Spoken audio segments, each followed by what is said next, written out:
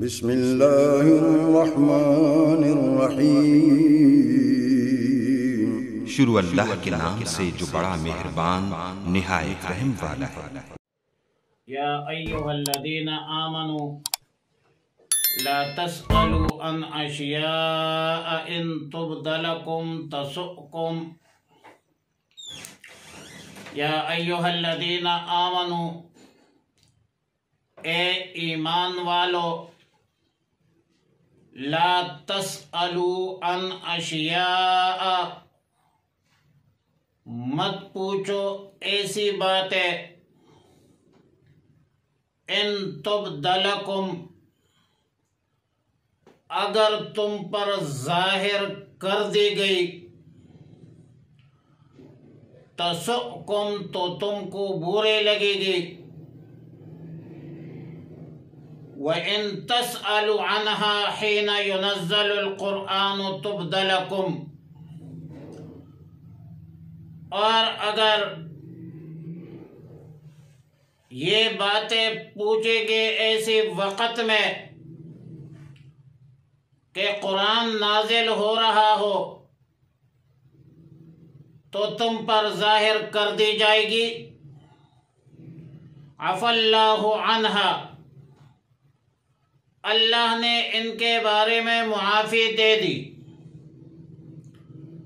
واللہ غفور حلیم، اللہ رب العالمین بخشنے والا اور تحمل والا ہے۔ آیات مذکورہ آیات نمبر 102 سورہ مائدہ اس بات پر تنبیہ ہے کہ بلا ضرورت احکام الہیہ میں تدقیق اور بال کی کال نکالنا ممنوع ہے۔ جو احکامات نازل نہیں ہے، امت کو نہیں دی گئی ہے، اس کے متعلق سوالات نہ کرے، اور ایسا نہ ہو کہ ایسی سوالات کے نتیجے میں آپ لوگوں پر شاق پڑ جائے، آپ لوگ مشقت میں پڑ جائے، اور کوئی ایسی راز کا افشاء اور اظہار نہ ہو جائے جو تمہارے لیے رسوائی کا سبب اور ذریعہ ہو۔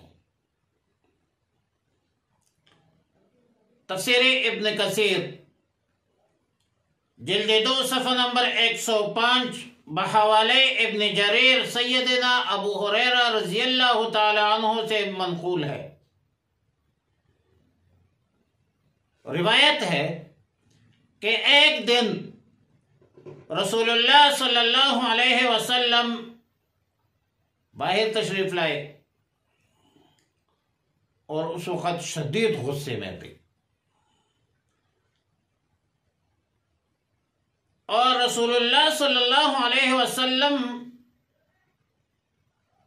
کے غصے کی کیفیت کا اظہار اس کے چہرے انور سے معلوم ہوتا تھا کہ رسول اللہ مبارک صلی اللہ علیہ وسلم کا چہرے مبارک، چہرے انور سرخ ہو رہا ہے، اور ممبر پر تشریف فرما ہو گئی۔ ایک شخص نے سوال کیا کہ میرا ٹھکانہ کہاں ہے؟ رسول اللہ صلی اللہ علیہ وسلم نے فرمایا دوزخ میں۔ پھر ایک اور آدمی کھڑا ہوا، اس نے سوال کیا کہ میرا باپ کون ہے؟ رسول اللہ صلی اللہ علیہ وسلم نے جواب دیا کہ تیرا باپ حذیفہ ہے۔ خلافت راشدہ کے نقش ثانی فاروق اعظم سیدنا عمر فاروق رضی اللہ تعالیٰ عنہ نے جب یہ منظر دیکھا تو رسول اللہ صلی اللہ علیہ وسلم کا غصہ ٹھنڈا کرنے کے واسطے اور رسول اللہ مبارک صلی اللہ علیہ وسلم کو راضی کرنے کے لیے پڑھنے لگے رضینا باللہ ربا وبالاسلام دینا وبمحمد صلی اللہ علیہ وسلم نبیا وبالقرآن اماما. اور اس کے بعد فرمایا کہ یا رسول اللہ صلی اللہ علیہ وسلم ہم لوگ شرک اور جاہلیت میں تھے، نئے نئے ہم مسلمان ہوئے ہیں اور اللہ کو معلوم ہے کہ ہمارا باپ کون ہے. تو رسول اللہ مبارک صلی اللہ علیہ وسلم نے جب عمر بن الخطاب رضی اللہ تعالیٰ عنہ کا بیان سنا، گفتگو سنی، تو غصہ ٹھنڈا ہوا اور آیت مذکورہ نازل ہوئی کہ یا ایہا الذین آمنوا لا تسألوا عن اشیاء ان تبد لکم تسؤکم. صحیح بخاری جلد 2 صفحہ نمبر 665 میں یہ ہے کہ کچھ لوگ رسول اللہ صلی اللہ علیہ وسلم سے بطور تمسخر استہزاء پوچھا، یہی سوال کرتے تھے کہ میرا باپ کون ہے، میری اونٹنی کہاں ہے. تو اس حوالے سے آیات مذکورہ نازل ہوئی کہ یا ایھا الذین آمنوا لا تسألوا عن اشیاء ان تبد لکم تسؤکم. حافظ عماد الدین ابن کثیر رحمہ اللہ اپنے معناز تفسیر ابن کثیر میں سیدنا علی رضی اللہ تعالی المرتضی رضی اللہ تعالی عنہ سے روایت نقل کرتے ہیں کہ جب یہ آیت نازل ہوئی کہ وَلِلَّهِ عَلَى النَّاسِ حِجُّ الْبَيْتِ مَنِ اسْتَطَاعَ إِلَيْهِ سَبِيلًا، تو بعض صحابہ کرام رضوان اللہ تعالی علیہم اجمعین نے عرض کیا کہ یا رسول اللہ صلی اللہ علیہ وسلم ہر سال حج فرض ہے. تو رسول اللہ صلی اللہ علیہ وسلم نے خاموشی اختیار کی. حاضرین نے دوبارہ سوال کیا تو رسول اللہ صلی اللہ علیہ وسلم نے فرمایا کہ نہیں، ہر سال حج فرض نہیں ہے. اور رسول اللہ صلی اللہ علیہ وسلم نے فرمایا کہ اگر میں کہہ دیتا تو ہر سال حج فرض ہو جاتا، اور اگر ہر سال حج فرض ہو جاتا تو تم اس کی استطاعت نہیں رکھتے تھے. اس پر آیات کریمہ نازل ہوئی کہ یا ایھا الذین آمنوا لا تسألوا عن اشیاء ان تبد لکم تسؤکم. بہرحال شان ورود، اسباب النزول متعدد بھی ہو سکتے ہیں، بہت سارے ہو سکتے ہیں، اس میں کوئی تعارض ہے نہیں. آیات کا مقصد یہ ہے کہ مسلمانوں کو ایسی چیزوں کے بارے میں سوال نہیں کرنا چاہیے جس کی ضرورت نہیں ہے، اور ایسی سوال نہیں کرنا چاہیے جس کے جواب آپ کو برا لگے، اور جواب سننا جو ہے آپ کو ناگوار گزرے. ورنہ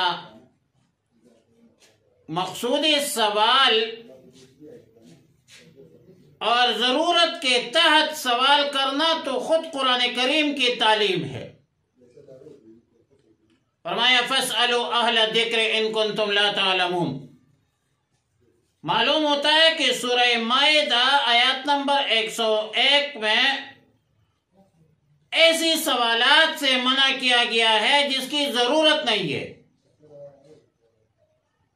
یا سورہ مائدہ میں جن سوالات سے منع کیا گیا ہے اس سے وہ سخت احکامات مراد ہے جس پر عمل کرنا مشکل ہوتا ہے، جس کی طاقت نہیں ہوتی، یا وہ سوالات مراد ہے جس کے ظاہر کرنے سے رسوائی ہوتی ہو. وَإِن تَسْأَلُوا عَنْهَا حِينَ يُنَزَّلُ الْقُرْآنُ تُبْدَ لَكُمْ. یعنی نزول قرآن کے وقت سوال کرو گے تو تمہارے سوال کا جواب بذریعہ وحی دیا جائے گا. اور یہ بھی ضروری نہیں ہے کہ ہر سوال کا جواب سائل کے مرضی کے موافق ہو. علامہ ابو بکر جساس نے احکام القرآن جلد 2 صفحہ نمبر 483 میں لکھا ہے کہ دراصل آیات کریمہ میں ان چیزوں کے بارے میں سوال کرنے کی ممانعت فرمائی ہے جن کی جاننے کی ضرورت بھی نہیں ہے. مثلا یہ سوال کہ میرا باپ کون ہے. اب ظاہر ہے شرعی قاعدہ کے مطابق الولد للفراش، اس کے مطابق نسب ثابت ہوتی ہے. اب اس میں پڑھنے کی کیا ضرورت ہے کہ میرا باپ کون ہے اور میرا دادا کون ہے. بہرحال آیات کا ماحول مقصود یہ ہے کہ فضول اور بلا ضرورت سوالات نہیں کرنا چاہیے. اور عفا اللہ عنہا، اللہ نے تو معاف کر دی. اس کی ایک تعبیر یہ ہے کہ تم نے جو صحابہ کو اللہ نے معاف کر دیا ہے کہ جو نامناسب سوالات کیے ہیں اللہ نے معاف فرمایا ہے. اور دوسری تعبیر اور تفسیر یہ ہے کہ جو احکامات آپ لوگوں کو نہیں دی گئی ہے وہ معاف ہے. یعنی جو حکم نازل نہیں ہوئی ہے اس کے بارے میں سوال کرنے کی ضرورت نہیں ہے اور سوال کروں بھی نہیں. جب تک کسی چیز کے بارے میں کوئی آیت کوئی حکم نازل نہیں ہے تو اس کو قرید کر اپنے اوپر واجب کرنے کی کیا ضرورت ہے. رسول اللہ صلی اللہ علیہ وسلم نے فرمایا کہ بے شک اللہ نے کچھ فرائض مقرر کی ہے، تم انہیں ضائع مت کرو.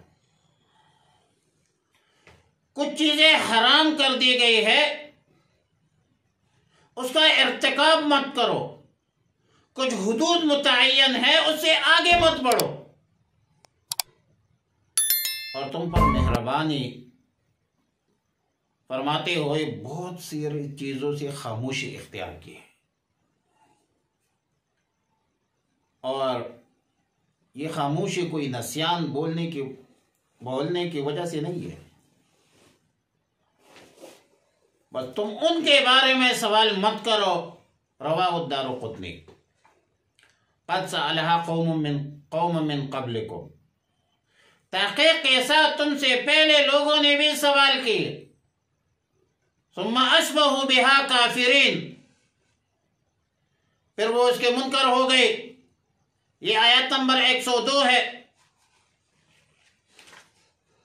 یعنی جب امم سابقہ گزشتہ امتوں نے سوالات کی، جوابات بھی دی گئی، تو ان جوابات سے وہ لوگ فائدہ نہیں اٹھا سکے.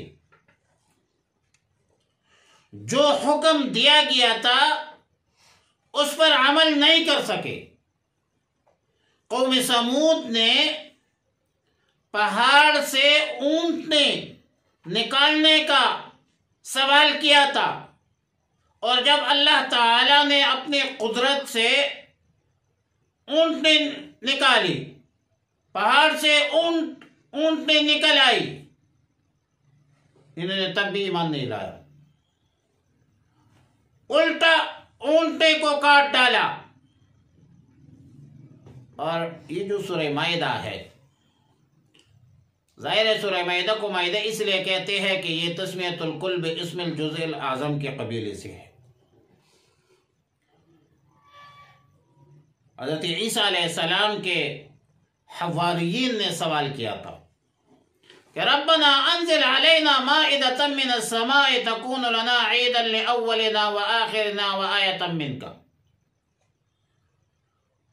لیکن جب مائدہ نازل ہوئی، دسترخوان نازل ہوئی،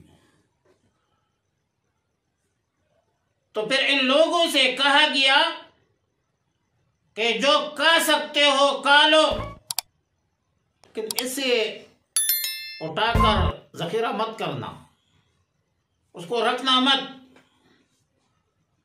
لیکن ان لوگوں نے بات نہیں مانی، گناہگار ہو گئے.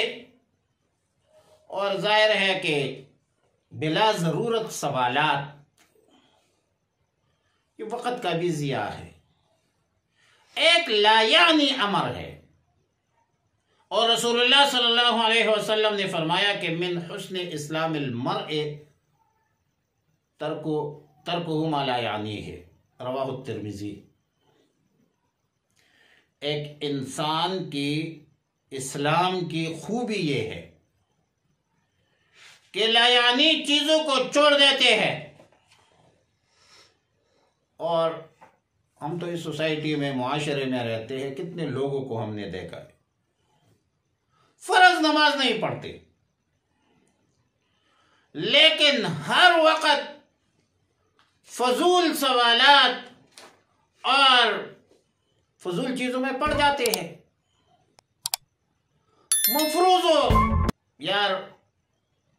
مفروضوں کی بنیاد پر خدا را غیر ضروری سوالات سے اجتناب کرو، گریز کرو. کوئی نماز کے مسائل، اللہ کی ولیوں، عبادت، معاملات، ان چیزوں کے بارے میں سوال کرو. یہ سوال کرو کہ کون سا کام جائز ہے اور کون سا ناجائز ہے، کون سا حرام ہے اور کون سا حلال ہے. دین کو اپنی مرضی کے موافق مت چلاؤ. دین کو کھلونا مت بناؤ. صحابہ کرام نے بھی رسول اللہ صلی اللہ علیہ وسلم سے سوالات کی ہے، اور قرآن کریم میں 17 سوالات ایسے ہیں جو یسألونک کے الفاظ سے مذکور ہے. اور سوالات کا جو طریقہ معصور ہے، منقول ہے، وہی ہمارے لیے قابل تقلید ہے، پورے امت کے لیے قابل تقلید ہے. اور پھر اس آیت کی نزول کے بعد صحابہ کے دلوں میں بڑے سارے سوالات تھے. صحابہ چاہتے تھے کہ کوئی اعرابی دیہاتی آدمی آ جائے، رسول اللہ صلی اللہ علیہ وسلم سے سوالات کا سلسلہ شروع کرے، تو ہم بھی درمیان میں ضمناً سوالات کریں گے. تو اللہ تعالیٰ نے جبریل امین کو بھیجا اور صحابہ کو سمجھایا، امت کو سمجھایا کہ سوال کیسے کیا جاتا ہے، سوال کا طریقہ کیا ہونا چاہیے. اور اس حدیث کا نام ہے حدیث جبریل، جس میں سائل کی کیفیت یہ تھی جو ایک طالب علم کا ہونا چاہیے. اور سیدنا عمر بن الخطاب رضی اللہ تعالی عنہ فرماتے ہیں قال بینما نحن عند رسول اللہ صلی اللہ علیہ وسلم ذات یوم اطلع علینا رجل شدید بیاض الثياب شدید سواد الشعر لا يرى عليه أثر السفر ولا يعرفه منا أحد حتى جلس إلى النبي صلى الله عليه وسلم فأسند ركبتيه إلى ركبتيه ووضع كفيه على فخذيه وقال يا محمد أخبرني عن الإسلام. عمر بن الخطاب رضی اللہ تعالی عنہ فرماتے ہیں کہ ایک دن ہم بیٹھے تھے، ایک بندہ آیا جس کے سفید کپڑے تھے، بال کالے تھے، اور ان پر سفر کے اثرات بھی نہیں تھے. ہم میں سے کوئی بھی اس کو نہیں جانتا تھا، ہم اس کو نہیں جانتے تھے. طالب علم کے تعلقات نہیں ہوتے، اس کا تعلقات کتاب کے ساتھ ہوتے ہیں۔ طالب علم باہر گھومتا پھرتا نہیں ہے، اس پر سفر کے اثرات نہیں ہوتے۔ اور ادب اور احترام کا مظہر ہوتا ہے وہ احترام۔ رسول اللہ مبارک صلی اللہ علیہ وسلم کے سامنے روزانوں بیٹھ گئے، ادب کا تقاضا ہے، طالب العلمانہ طریقہ ہے، اور اپنے ہتھیلیوں کو دو زانوں پر رکھ دیا۔ دیکھو یہ ادب آداب، یہ وہ کیفیت ہے جو سوال کا طریقہ ہے، جو تعلیم کا طرز ہے، اور ایک سلیقہ ہے سوال کرنے کا کہ آپ کا کیفیت کیا ہونا چاہیے، عاجزی ہو، صفائی ہو، ستھرائی ہو۔ تو ادب احترام کے طریقے سے سوال کرنا اور معقول سوال کرنا، شریعت اس سے منع نہیں کرتا۔ بلا ضرورت بے ادبی سے سوال کرنا یہ شرعاً بھی ممنوع